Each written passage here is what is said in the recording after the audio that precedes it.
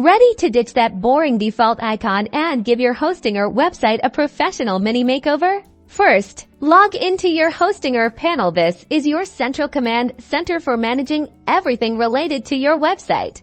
Now scroll down and locate the Files section. Click on File Manager. This opens a new window where you can access all your website's files. Next, navigate to the public_HTML directory, which is where the main files of your website reside. Double-click to open it. This is where you'll upload your Favicon file. Make sure it's in a common format like ICO, PNG, or JPG. Click the upload icon, then select File and choose your Favicon file from your computer.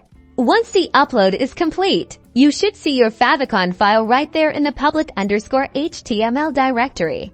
Now, open your website in a new browser tab. If you don't see the change immediately, try clearing your browser's cache. This forces your browser to load the latest version of your site, including the new Favicon.